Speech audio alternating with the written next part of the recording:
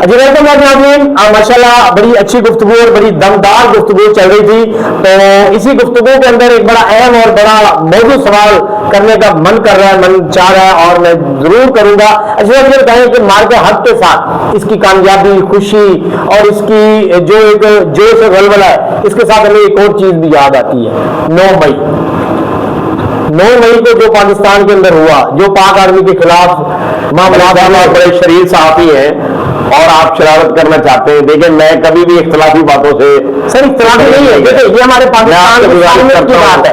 آپ دیکھیں کہاں قومی سطح کی بات کر رہے تھے، کہاں ٹرمپ کی اور کہاں مارکا ہے، یہ ہمارے پاکستان اور کہاں سیاسی معاملات میں مجھے الجھانے لگے کہ مارکا ہے۔ اب آپ نے بات کی تو میں ضرور جواب دوں گا۔ دیکھیں پاکستان کا جب معاملہ آئے گا تو ہمارے لیے کوئی جماعت متفرق اور مقدس نہیں ہے، ہمارے لیے پاکستان مقدس ہے، اور سب سے پہلے پاکستان ہے، الحمدللہ سب سے پہلا مسلمان ہے، اور اس کے بعد ہم پاکستانی ہے، قومی ہے۔ اس لیے اب جب بھی ہمارے ملک کی بات آئے گی ہم اس میں کسی طور پر کوئی کمپرومائز نہیں کریں گے۔ میں اس بات کو برملا کہتا ہوں، بغیر کسی ہیل حجت کے کہتا ہوں کہ 9 مئی کا ثانیہ ہمارے ریکارڈ کے لیے کالا داغ ہے، اور اس پہ کی میں مذمت کرتا ہوں۔ ہمارے وہ شہید نوجوان، وہ شہید بزرگ، وہ ہمارے شہید سالار جنہوں نے اپنی جان کا نذرانہ پیش کر کے، میں آپ کو پھر بتاتا ہوں ملک صاحب اس بات کو یاد رکھیں، آج قطر، آج جو ہے وہ کیا اسے کہتے ہیں عمان، اور آج دوسرے جو عرب ممالک کی کیوں آپ کے پاؤں میں پڑے ہوئے ہیں؟ کیوں ان کا دفاعی سسٹم مضبوط نہیں ہے؟ آپ کی سعودی عرب جو عالم اسلام کی سربراہی کرتا ہے، لیکن انہوں نے اپنے دفاع کے لیے پاکستان سے معاہدہ کیا ہے، کیوں؟ اس لیے کہ ان کا فوجی حالات اور عسکری قیادت مضبوط نہیں ہے، ان کا کمزور ہے، وہ کمزور ہے۔ آج وہ اپنے دفاع کے لیے اپنے سے دوسرے ملکوں، چاہے وہ ہم ہوں یا دوسرے، اس سے پہلے وہ امریکن اور یورپین کنٹریز کے دے اثر رہے، کیوں کہ وہ اپنا دفاع کرنے کی صلاحیت نہیں رکھتے۔ اگر آج ہم کمزور ہوتے تو ہمارا دشمن جو اصلی دشمن بھارت ہے وہ ہمیں اپنی نظروں سے ہڑپ کرنے کی کوشش کرتا، لیکن اللہ کی فضل سے ہم پاکستان جو ہے اس سے وہ ہم سے 10 گنا بڑا ہے، قیادت میں بھی، طاقت میں بھی، اور عوام میں بھی، اور رقبے میں بھی۔ لیکن الحمدللہ ہماری جو پاکستان کی فوج ہے، عسکری قیادت ہے، وہ دنیا کی مانی ہوئی فوجی قیادت ہے، اور اس میں جو ہے آپ کے امریکن فوج کا مقابلہ کرنے کی صلاحیت رکھتی ہے۔ ہم کسی سے ناجائز طور پر جو ہے اس میں تجاوز نہیں کرتے، نہ اجاریت کرتے ہیں، لیکن الحمدللہ اگر کوئی ہماری طرف میری آنکھ سے دیکھے گا تو ہم آج ہماری قیادت اور پاکستان کی فوج جو ہے ان کی آنکھیں نکالنے کی صلاحیت رکھتی ہے۔ تو پھر میں عرض کرتا ہوں کہ 9 مئی ہمارے ریکارڈ پر ایک کالا داغ ہے، جب ہمارے ان شہیدوں کی یادگاروں کو، ہمارے شہداء کی جو قربانیوں کی نشانیاں تھیں انہیں جو ہے ڈسگریس کیا گیا، اور ہماری قومی قیادت اور فوجی قربانیوں کو ایک طرح سے پامال کیا گیا، تو میں کھلے دل کے ساتھ اس کی مذمت کرتا ہوں۔ اس میں جو بھی ہاتھ چھپا ہوا تھا، جس ہاتھ نے بھی کردار ادا کیا، میں اس ہاتھ کی بھی مذمت کرتا ہوں، ان کے کردار کی بھی مذمت کرتا ہوں، اور قومی سطح پر اس کالے داغ کی مذمت کرتا ہوں۔ میں کہتا ہوں پاکستان اول ہے، مسلمان اول ہے، اللہ کے فضل سے پاکستانی قوم ایک سے سپلائی دیوار ہے۔ اس میں جو کوئی بھی رکھنا ڈالنے کی کوشش کرے گا ہم اسے تن سے، من سے اور دھن سے ہر طرح سے روکنے کی کوشش کریں گے۔ ہم اپنے پاکستان کے لیے ہر طرح کی قربانی دینے کی کوشش کریں گے اور ہر وقت تیار رہیں گے۔ جی اچھا صاحب، اسی کے ساتھ ساتھ ہم بات کریں، کیونکہ آپ کا جو ڈائریکٹ لنک ہے وہ جوڈیشری کے ساتھ ہے، عدالتوں کے ساتھ ہے، تو اس وقت ہمارا جو عدالتی نظام ہے اس کو کیسے دیکھ رہے ہیں؟ کیا سمجھتے ہیں کہ انصاف اب اس دور میں؟ یہ بڑی زیادتی کی بات ہے ملک صاحب، کہاں آپ عالم کی بات کرنے لگے اور کہاں پھر آپ معاملات کی بات کرنے پہ آ گئے۔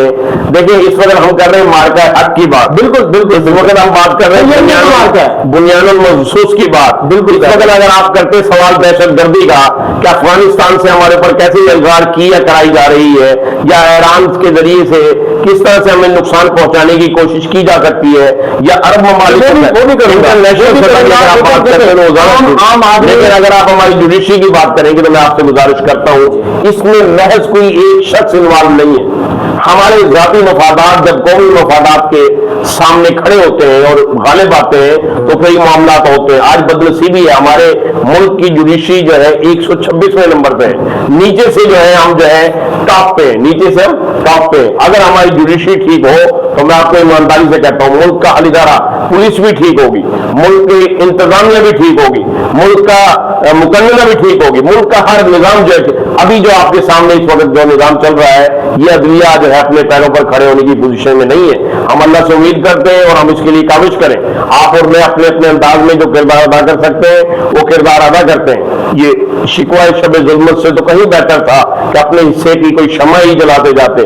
तो हम ये शमع जलाएं कि मुल्क में रोशनी हो, मुल्क में बागो बहार आए। आप याद रखें, अगर सोने और चांदी की बारिश भी अल्लाह रब्बुल आलमीन कर दे, अगर इंसाफ का मेयार मुआशरे में नहीं है तो फिर खुशहाली नहीं आ सकती, खुशहाली नहीं आ सकती और खुशहाली नहीं आ सकती, नहीं कहता हूँ। चलिए अब बात करते हैं, जैसे कि अभी आपने बात की दहशतगर्दी की अफगानिस्तान की। अफगानिस्तान ऐसा मुल्क है जिसने हर बार हमें चोट पहुंचाई है, हर बार। हमने हमेशा एक भाई बनकर अफगानिस्तान को सपोर्ट की, एक भाई बनकर उनका साथ दिया, उनका एहसास किया। बल्कि अफगानिस्तान के जो बाशिंदे थे उनको पाकिस्तान के अंदर नेशनलिटी भी दी, यहाँ पर उनको रोजगार भी दिया।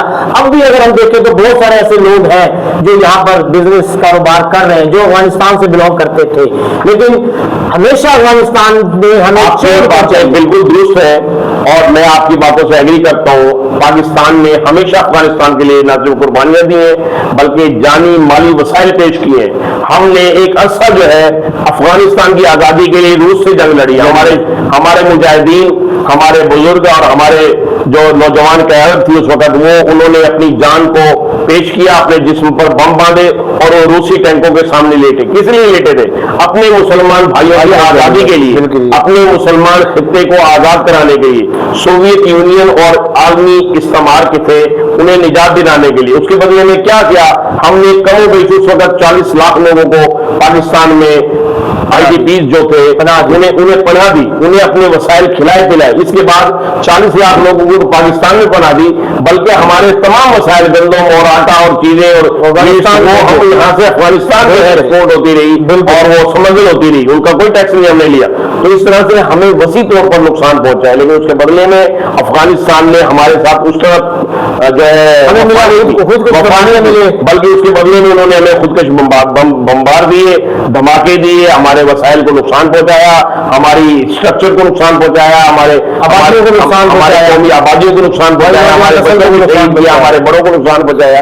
तो इसलिए यकीनन बात दुरुस्त है कि हमें अफगानिस्तान से वो रिवार्ड नहीं मिला जिसका पाकिस्तान हकदार था, बल्कि उससे कई गुना ज्यादा जो है नुकसान का सामना करना पड़ा। अच्छा साहब, अफगानिस्तान से अगर हम थोड़ा सा पीछे आ जाए तो बलोचिस्तान हमारे मुल्क का हिस्सा है, हमारी बड़ी एक अहम हमारा सूबा है, लेकिन वहां से भी हमें दहशतगर्दी की बेपनाह खदशात भी हैं, हो भी रही है। बदलसी भी ये है कि जब हमारे सियासतदान जो है, जो सियासतदान जो होता है ना, वो काबिलियत का, समझदारी का, अकलमंदी का, शऊर का, फहम फरासत और दानिशवरी का दूसरा नाम सियासत है। लेकिन बदनसीबी से हमारे मुल्क में मफाद का, गर्ज का, इस्तेदाद का, जबर का, इस्तेहसाल का नाम सियासत रख दिया गया है, छीना झपटी का नाम सियासत रख दिया गया है, मफाद परस्ती का नाम, खुदगर्जी का नाम सियासत रख दिया गया है। अगर हमारी सियासी कानून इकट्ठी होकर हमारे बलूचिस्तान की मुअज़्ज़िज़ शहरियों को, हमारे दोस्तों को, हमारे बलूच भाइयों को यकीन दिलाए और उनके वसाइल सही तौर पर उन पर खर्च किया जाए। मिस्टर मलिक साजिद साहब, आप मुझे बताएं, अगर आपको 5 अरब रुपए दे दिए जाए कि आप अपने घर की गली बनवाएं, सड़क बनाएं, अपने मोहल्ले को ठीक करें, और आप वो जो अमाउंट है 5 अरब की उसे अपने बैंक में ट्रांसफर कर दें, गली वालों को पता भी न चले कब से कहां पैसे हैं। मुझे बताएं, आपके 5 अरब छोड़ 5 खरब भी दे दिए जाए तो क्या कोई गली और मोहल्ला ठीक होगा उससे? क्या कोई वहां पे इंफ्रास्ट्रक्चर बनेगा? कोई तालीमी इदारा, यूनिवर्सिटी, मार्केट, जब आप नौजवान नस्ल के लिए जदीद टेक्नोलॉजी की रोशनी में अगर आप उनका इंफ्रास्ट्रक्चर ठीक नहीं करेंगे, उन्हें तालीम के जो सहूलियात है, जो मौके हैं वो नहीं देंगे, तो उनकी कौमी हमीयत और गैरत कैसे कौमी धारे में शामिल होगी? और अगर उनके जो वसाइल है, उनकी ताकत है और नौजवान नस्ल की जो बढ़ोतरी और परवरिश है, अगर वो कौमी धारे में नहीं आएगी तो उन सलाहियतों से फिर नफा नहीं पहुंचेगा, तो फिर नुकसान तो जरूर पहुंचेगा। फिर वो सलाहियत, ये तो पानी की तरह है, पानी जो है जब पार होता है तो फिर उभरता है और फिर सैलाब बनता है। अगर आप उसे कंट्रोल करते हैं तो अपनी जमीनों को सैराब करता है, वहां से हरियाली आती है, फसलें उगती है और आपके कारखाने चलते हैं। और अगर आप पानी को कंट्रोल नहीं कर सकते और तालाब वो नहीं बना सकते डैम, तो फिर वो सैलाब का बायस बनते हैं, फिर आपने सारे सिंध को भी उजाड़ता है और पंजाब को भी बहा कर ले जाता है। तो ये पानी का सैलाब नहीं, हमारी नौजवान क़यादत है उसका सैलाब है। अगर आपने बलूचिस्तान के नौजवानों को, पंजाब के नौजवानों को اور سندھ اور خیبر پختونخوا کے نوجوانوں کو ان کی صلاحیتوں کو ان کی قابلیتوں کو ان مواقع فراہم نہ کیے اور مواقع فراہم کر کے انہیں قومی سلامتی کے معاملات میں حصے دار نہ بنایا اور ان کی صلاحیتوں کو بروئے کار نہ لائے تو میرے بھائی پھر یہ ہونا ہے، پھر اسے سیلاب کے پانی کی طرح آپ کو بہانا ہے اور نقصان پہنچانا ہے. پھر آپ انہیں چاہے خودکش بمبار کا نام دیں یا لبریشن آرمی کا نام دیں یا دہشت گردی کا نام دیں، پھر وہ آپ کو فیس کرنا پڑے گا. اس کے لیے سب سے پہلے ضرورت ہے کہ آپ کی عدالتیں بھی ٹھیک ہوں، آپ کے سیاستدان بھی ٹھیک ہو، آپ کی انتظامیہ بھی ٹھیک ہو، اور جبر و استبداد کے ماحول کو ختم کر کے ان کی تعلیم و تربیت کی طرف توجہ دیا جائے. انشاءاللہ آپ دیکھیں گے یہ ذرا نہ ہو تو یہ مٹی بڑی زرخیز ہے ساتھی.